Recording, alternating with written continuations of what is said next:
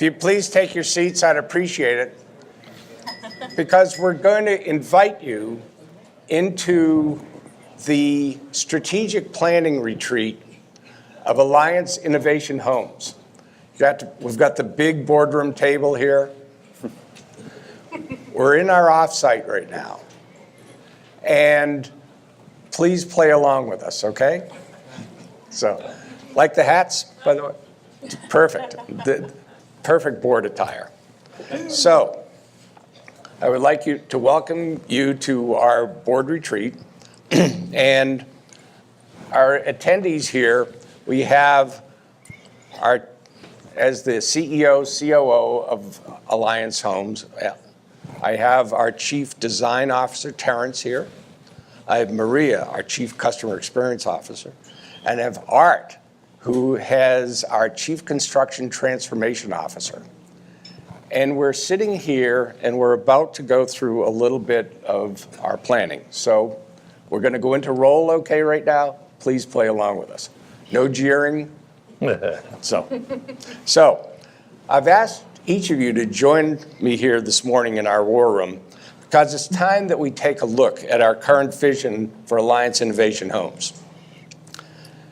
As I'm feeling and seeing signs that the market and the climate is changing and softening, I think it's important that in today's session, I think we ought to be looking forward. But first, you know, how cool were the things that Cheryl Palmer were talking about in their teams when we were listening to her talk about her vision for a very large and I think differently run public home builder.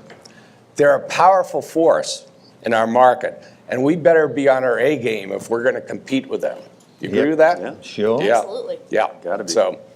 So let's take a look at kind of our agenda for today. And there's really three things I want to do. First, I want to review where we are in 2019. And as I see the market or the signs of this market softening a little bit.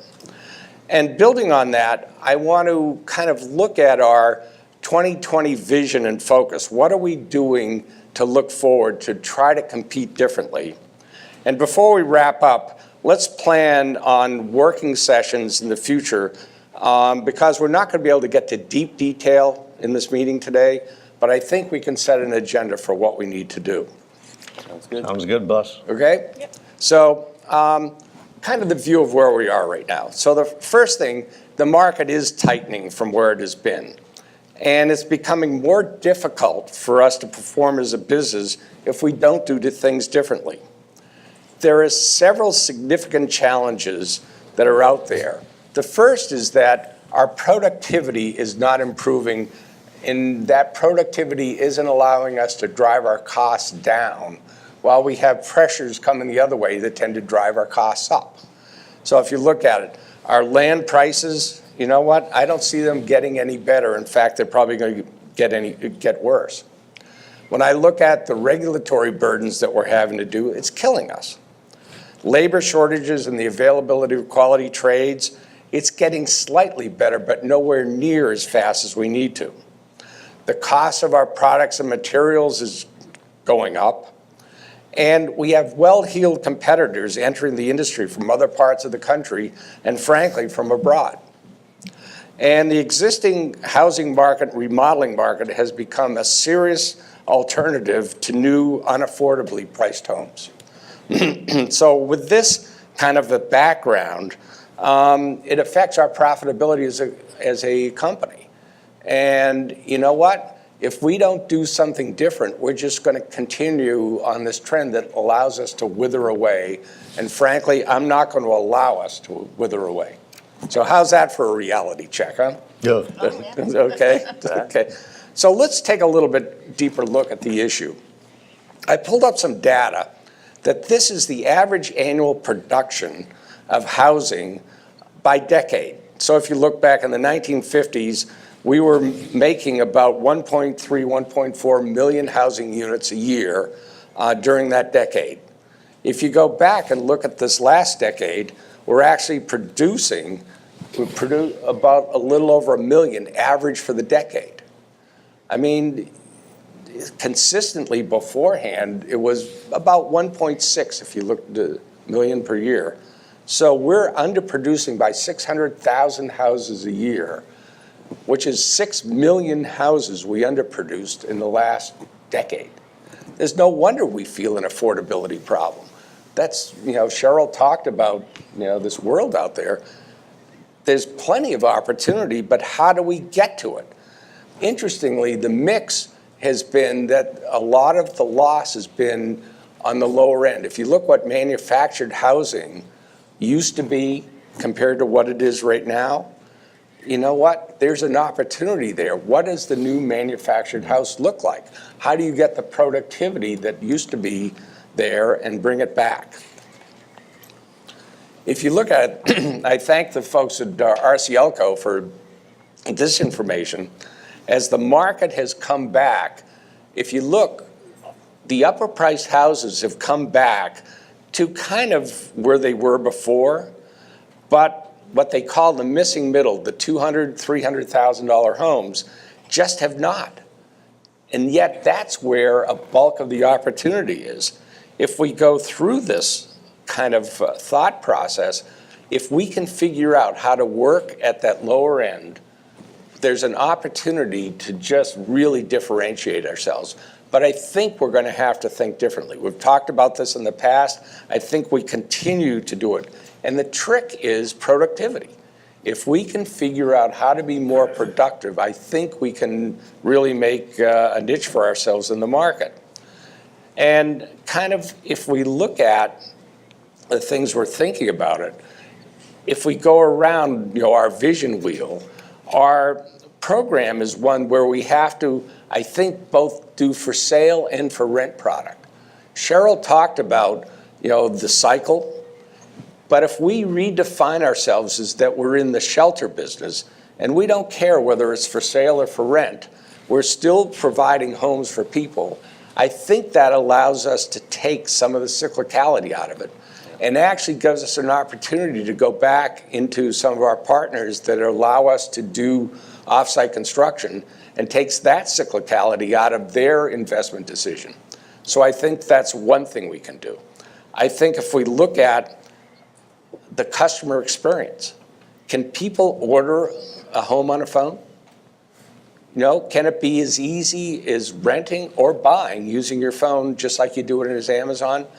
What would that customer experience look like? Could it be better? And I think if we start looking at both the millennials and the boomers, can we service both of those markets and understand really what they want? Could we deliver simple homes? Can we use simplicity and speed to do it? Could somebody buy a home from us on the phone and we deliver it to them in 30 or 60 days? What would that be? Would we be FedEx in the 1970s and 80s competing against the post office? I mean, can we do those kinds of things? Because I think if we can, we have an opportunity that's well ahead of us. So what I'd like to do right now is maybe, Maria, if you could go through what your customer experience team is working on right now and how this begins to fit in. Absolutely, would love to do that, Billy. Our team is going to be customer obsessed in leading up into 2020. The good news is that the investment we made in some digital tools early in the year is starting to pay off with some really good data that we can take advantage of in our design centers and sales centers in the first quarter. We've also done an okay job closing buyers in the last few months, but we're definitely starting to see the market pressure building up. And affordability is a real issue across any of the customers that we're looking at. A couple of things we've seen are, some of the millennials, some of the younger folks who are coming in are looking for lower sales prices off the bat. And I know that we've actually lost some sales to some folks down the street who have smaller footprints than we do. So I think we need to start thinking about our spaces a bit differently. But conversely, we've got others on the other end who are giving big requests for additional private entries to their homes, and efficiency kitchens, whether that's for Airbnb or if it's family members moving home and what have you. So I think in general, we just need to better understand our customers and what they truly need and be driven in that direction. So there's two questions that we're going to look at on that front together. The first is, how can we leverage the data that we're getting to drive affordability and more value per square foot from the design end? And I know that's not typically our space, that's yours, Terrence, but we're gonna play in your sandbox with you. I want to get our teams working much more closely together this year, along with some of our market research friends and our architectural design folks. And I think we can use the insight that we're gaining on the data side to streamline what we have from an offering and options perspective and drive some affordability in that realm, kind of cutting the fat from what we're doing like the auto industry has done. So I'd like to pursue that first. And then second, I think we can provide a much better experience and create value in the long term for our customers. We can compete with both new and existing if we start thinking like Sekisui is about our house as a service and what that might entail, not just the initial sale, but on an ongoing basis. And how we can, as you were saying, pull some digital tools in to engage them in the sales process. So those are our big focuses, really, for the next year. No, thanks, Maria. That's interesting. Terrence, what are your design team really going to focus on? Well, Maria just gave me my priorities there, so thanks, Billy. Well, you mentioned it earlier, building on affordability and how you delivered it. Coming from the product and auto world, you can only deliver affordability through productivity. It's the only way.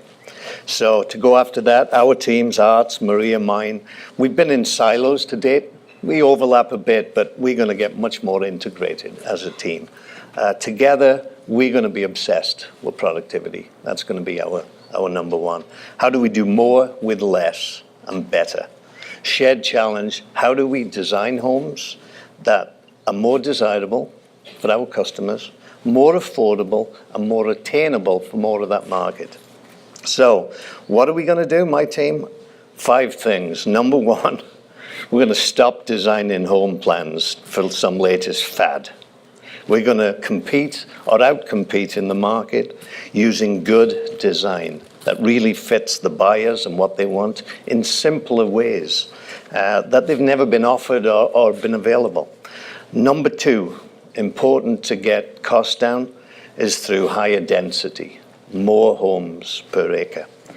We're going to search out and partner with developers who are delivering new integrated communities, I call them, where we've got a blend of for sale and rent, smaller affordable homes in there, and we're also going to offer ADUs so that the home buyers can have extended life options or even save a couple of bucks renting their space out on Airbnb.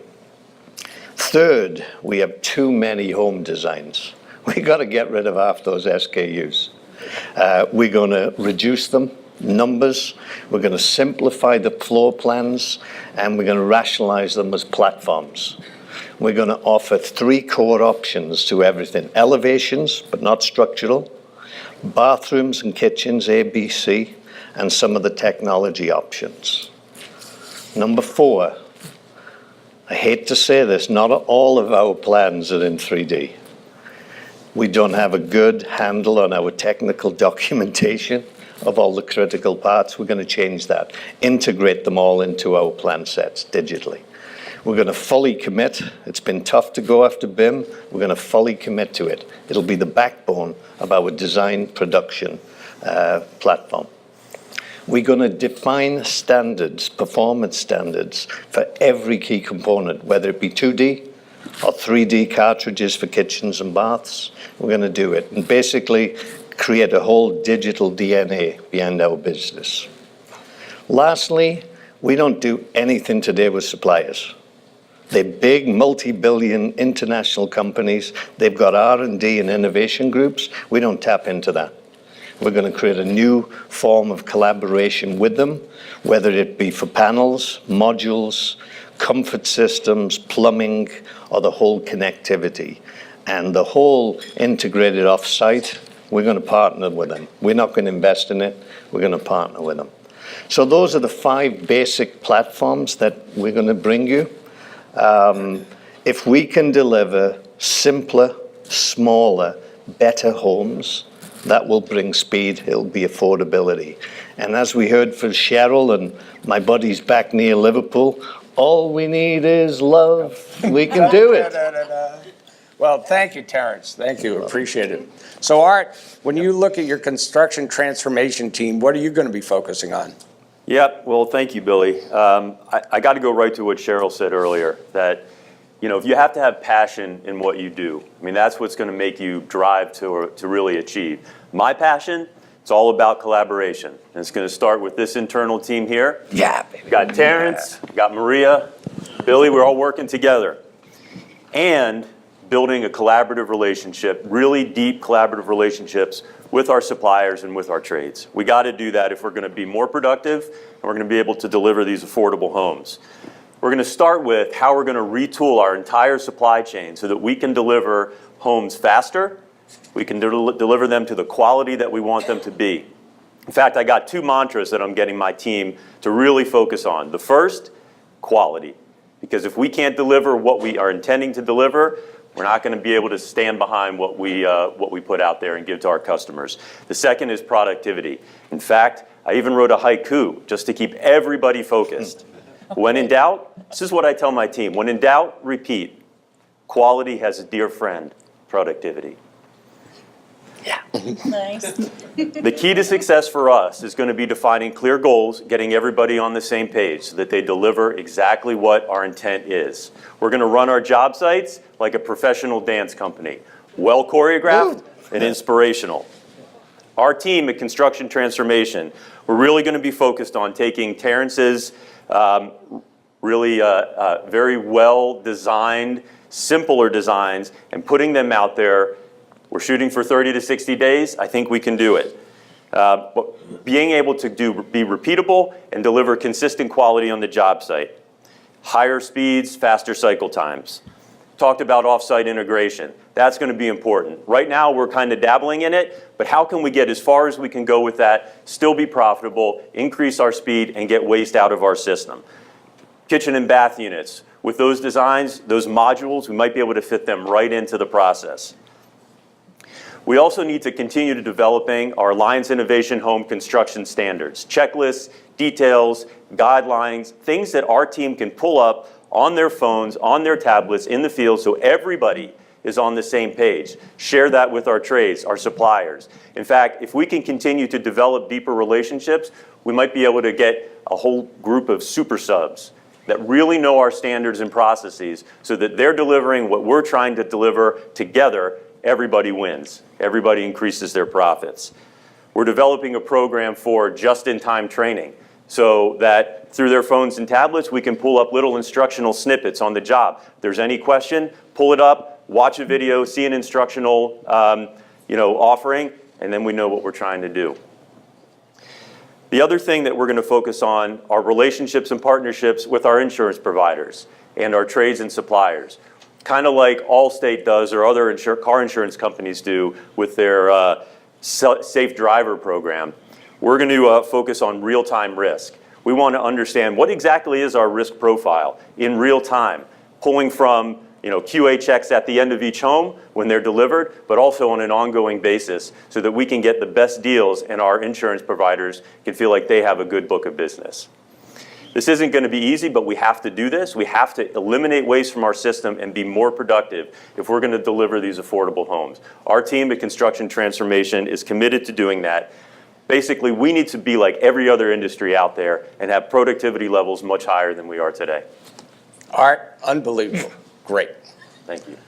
So I have kind of taken a look at what our pro forma might look like, what it looks like now and what it looks like in the future. If we start doing these things, I think that if we can get our price point down into the 200s, that we can take where we are right now, selling 2,400 square foot houses for $400,000 and doing 400 a year. I think we can do 1,000 homes a year if we're at 1,800 square feet and $280,000 is an average delivered price. But in doing this, because we're focused on faster cycle times, simpler stuff, doing things off-site, tight choreography out on the site, all of super subs, taking, a mechanical, electrical, plumbing, and that's one subcontractor doing the part in a house. I think that we can actually operate, instead of the 130 million in assets that we have right now, on a number that's like 70 million. If we do that, our margins get slightly better in doing it. I think the productivity kind of offsets the higher land costs that we're having to do. So there's a dance going on there. But when you start turning like we're talking about doing, we can take our return on assets, which right now is industry average, is about a little less than 10%. I think we can take it up into like the mid-30s, higher. With those kinds of returns, I know we can go out and grab capital and use it to drive even higher productivity. People aren't going to invest in a company that's giving meh returns. They're going to deliver to companies, or look to invest in companies that are making a huge difference and are great ways to invest, because we're understanding a customer and tapping a piece of the market that is really a difference. So we're going to use these DuPont kinds of ideas, DuPont formula ideas, to really work along with our open book philosophy to really transform what we're doing through these collaborations and the way we're doing it. So if we're successful doing this, I think everybody wins. Our business will become transformed. Our customers, you know what? They're going to be living in very cool houses. But I think when we look at the thing of treating our customers as ongoing relationships, there are services that we can offer, just like the car industry does, that rather than saying if they have a problem with their house, like, sorry, we can't do it, it's not under warranty.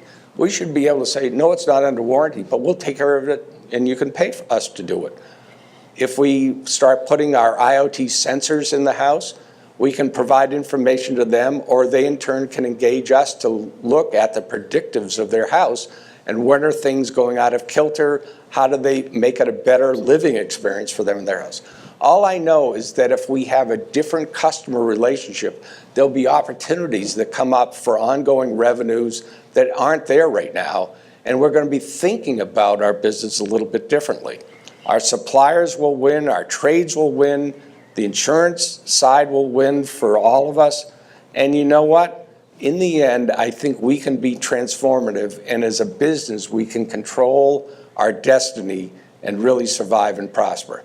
So what do you guys think? Is this going to be our real word collaboration? Yeah, baby. Okay, let's go. Yeah. Thank you. All right. All right.